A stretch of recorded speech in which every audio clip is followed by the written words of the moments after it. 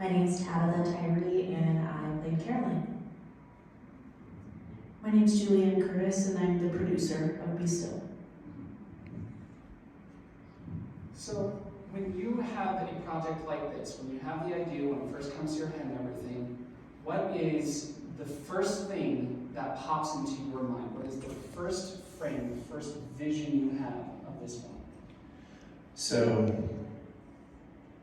believe it or not, it was the scene when she's sitting on the toilet for some reason, which is weird to say, but that's the scene that I saw the first, because my wife and I were actually going through a pregnancy at the time, and I just remember seeing that sign in the bathroom on the wall about the clean catch procedure, and just how clinical it is, and how somebody in that position has to go through this entire process. And it just seemed like that was the image that came to my head. And I'll let Julianne talk as well, because she's a doula in real life, and she was the one that came to me with the idea to make a film about a late-term pregnancy loss.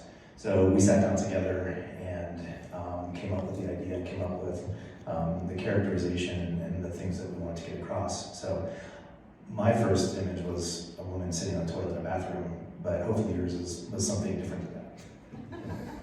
It was, isn't that funny? I am a doula, and if you're not familiar with a doula, I provide emotional support and education to families during pregnancy, birth, and postpartum. And my specialty happens to be in bereavement. So I work with families who are in the process of losing a baby at any gestation, from 0 weeks to 41 weeks.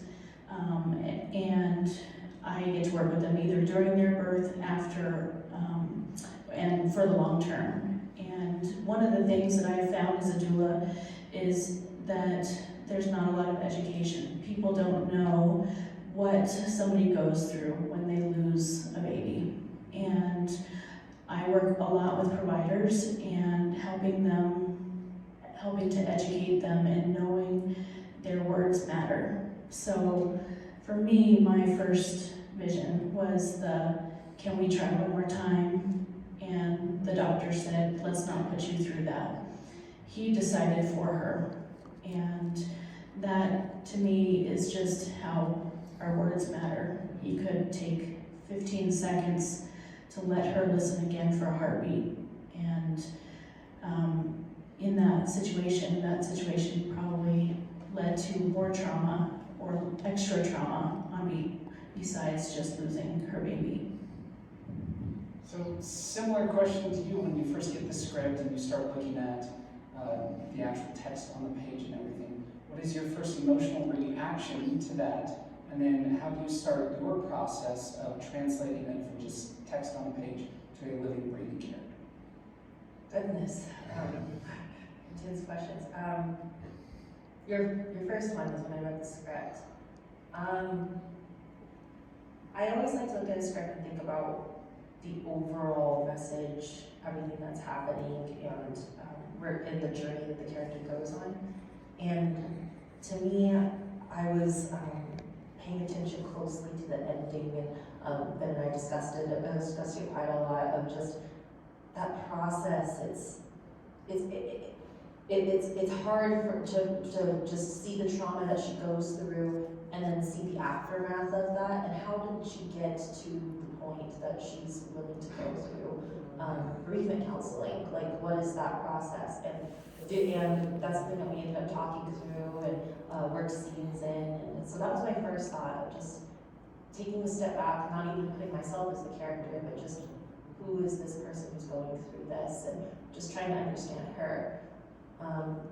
I think for your second question about what I do as an actor is first just lots of research, utilizing my resources, over-analyzing the script, trying to get into the head of the character as much as possible. And also I, at the time, had a few friends who were pregnant, and so just thinking a lot about them. Thinking a lot about the things that they were going through and the fears that they had, particularly right with a very scary time with COVID, and understanding what was happening with pregnancies, and vaccines were only just released. So it was really an interesting time for them. So just trying to think of all of those people, think of all of those experiences, do copious amounts of research, and then try to take it and make it into a character. Wonderful. So this question is for all three of you. I remember when this film came in, our programming team was reviewing it, and I remember before I had watched it, I had read a note on it that said it was a masterclass in internalizing emotions. And that's very difficult to do because film is such a visual medium and everything is external. So there was definitely a careful balance that was struck between being able to externally show what the character's going through without being melodramatic about it. So I was wondering if all three of you might be able to share your opinion on how you found that balance and just how you executed that so well. I guess for me, this was one of my favorite shoots I've ever worked on.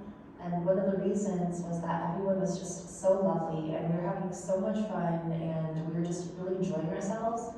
And then it went dark. And then the moment went dark. And as an actor, particularly a very extroverted, very happy-go-lucky actor, I sometimes need the environment to not be that in that character. And wonderfully, all of the cast and crew went with me. So the mood was, they were all so supportive for that environment to help me get into the headspace to help it feel real. For me, it's a lot of listening to music, particularly a certain song that I'll pick for that shoot, for that character that I just play on repeat, that just keeps me in that headspace. Is that what you were listening to in the headphones in the show? I was.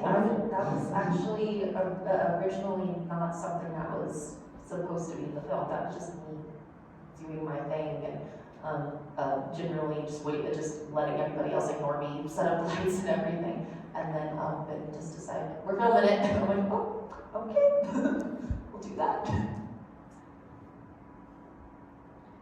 I think from a grief perspective, the internal piece with the waves coming, grief can be like waves, and you can brace yourself for what you think is coming, but you don't know if that's going to be a big wave or a little wave. And sometimes the waves are spaced out, sometimes they just come closer and closer together. And for working with somebody in grief or somebody who's in trauma, you're not necessarily hearing what's going on around you. You go internal, so hearing that sound of the heartbeat in the movie and visualizing being on the beach, I think that was really important for both the external and the internal feelings and thoughts. From just a filmmaking perspective, I pretty purposefully, at least in the first half, had very little dialogue. And obviously a real life visit to an OB, there's gonna be a lot of talking, a lot of small talk, a lot of very personal talk. But I felt like I wanted to show all the moments in between those times.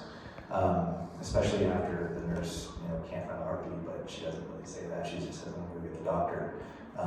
Spent, every time I had 2 kids, and both times, we would be in the room, and they'd just be a routine checkup. And the one time, the nurse, it took, she couldn't find the heartbeat, and I think it was like 12 or 15 weeks, and she had to go get the doctor. And that, was probably, a minute worth of time, seemed like an eternity.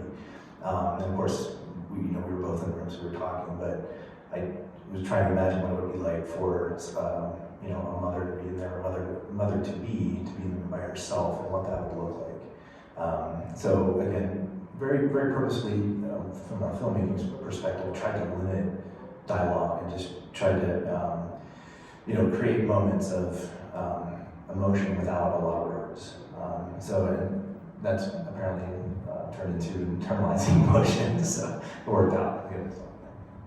So I was wondering if each of you could tell us what the biggest challenge for you individually was on this production and how you might have overcome it. If there's any filmmakers in the room, plan ahead.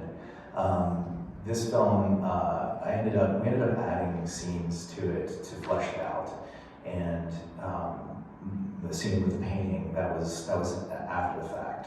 The scenes from the beach, I shot all those on a vacation. Those were added in after the fact. And from the filmmaking perspective, the lesson I learned was, I wish I could have gone back and planned it out a little bit better. I think the end result I'm very happy with, but it took a while to get to that point. It took me having to go back and rethink things in the editing room, and I probably called Tabby 3 times and like, hey Tabby, are you available tomorrow to come back and shoot one more little thing? It'll only take 5 minutes. Again, if you're a filmmaker, plan things out, plan things out as meticulously as you possibly can. For me, I had 2 things. One, I'm not an actor, and I did not like seeing myself on film at all, so I probably won't do that again. But I do acknowledge that I did it, and even though it was uncomfortable. The other piece was the first day that we were filming, I happened to have somebody in labor, and we were filming in an office that was connected to the hospital, and so I was running back and forth, trying to support a family, and then come back and be in present in that moment and go back and forth. So I was operating on not very much sleep, but it's worth it. For me, my biggest takeaway is definitely the internalizing. There's my hope and my wish is that there's so much that she's saying in her head, and that you're seeing that. And that was my hope.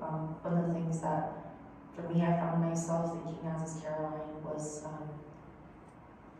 actually just more the anger. Like most of the tears that you see, that's mostly anger.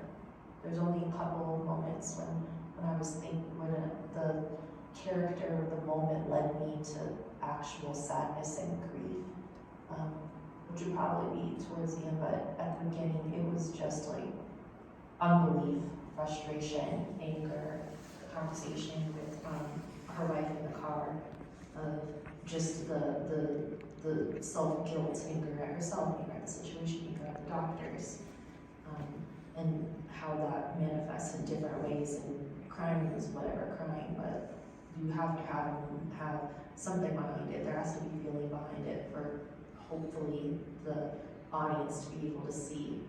I recognize that. I feel that too.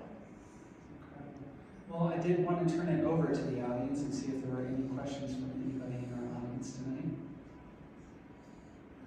I just want to say I really appreciate the film. I do think it's very sensitive and it's very realistic to people that literally experience this kind of experience. I also think it's very topical, particularly for Wyoming. You know, the grow, we're having a trigger ban that is really, it's going to go into effect by the end of the year or by the end of the month.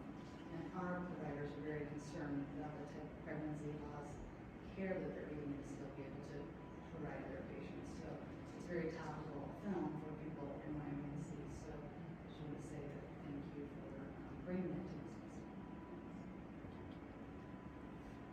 festival. I just want to say I live in Colorado and I'm Camp Post, so just FYI. This was a very good film. The one part about the doctor really stood out to me, so I'm glad you acknowledged that. So I was like, why didn't she make them do it again? But my question is for the producer. As a professional doula and also the actress or actor, going dark, as an actor myself, going dark can be like really heavy, and you said you use music to get yourself there. What do you guys do to get yourself out, especially with you doing several deliveries, and you probably have a plethora of pregnancies, and you said you dealt with, deaths, or how do you all process through those dark times to come back to a more energetic, happy-go-lucky person? Well, we got really silly. We played WAP a lot. Just to, not very professional, but it helped. Just sometimes, even as a doula, sometimes I'll purposely roll down my car window and just kind of let my thoughts go. I'm definitely more okay with crying than I used to be. Some things are just worth crying about. And I think working hard, resting hard. I try to have days where I don't do anything, and I don't think of it as being lazy, I think of it as recovering. And this past year, I've tried to be much better about my own self-care for that reason, so that I can continue to do this work. For me, I typically hide from the world after every time I act or am on stage. So like right now, after this, I'm probably gonna go hide for a few hours. Just silence, which is odd for me because I love noise. I love being with a lot of people. I get recharged by people, except when it comes to acting, and particularly when I'm doing something dark. I just want to be alone, and I appreciate that. For me, it's so therapeutic. I feel like moments like filming on the shoot were the release. It was the release in and of itself. I didn't necessarily need to decompress afterwards because in a completely different way, because it was that moment. I could allow emotions and things that had been building in other parts of my life or something to release in a healthy way there. So I feel like a lot of actors feel that way. We try to put our hearts into our work, and that should translate. Any other questions from our audience? Do you have any journal advice when you have like a couple or family that's just grieving in different ways, grieving in different speeds? Just something to keep in mind to try to help you with the tenuousness of that? Do you mean after? Yeah, it's like in the picture we had the person who was kind of shut down versus the explosion moment. I partner with a nonprofit in Fort Collins, and one of the things that we offer is support groups, which you saw at the end. The other thing that we do is we have a program called Bear to Hope, and you saw in the film when she was leaving the hospital, she was holding a teddy bear. And we do that intentionally. That teddy bear weighs the same amount that their baby weighed at birth, so that they're not leaving the hospital with empty arms. Some of those, what sounds very simple and easy, can make a long-term difference. And through our nonprofit, we're there for as long as they want to be involved with support groups, memorial events. We encourage them to say their baby's name and to get that support. It's not always appropriate to seek counseling right away, but just having that support for your grief is valid, your feelings are valid, and we can talk about your baby here, because there's such a culture of pregnancy loss being so secretive, and so much shame can go along with that as well. So I would say that's probably the biggest thing, but making sure that they're connected with a grief companion, or somebody that can allow them to have their grief, whatever that looks like. Wonderful. Well, thank you all very much. Everyone be still.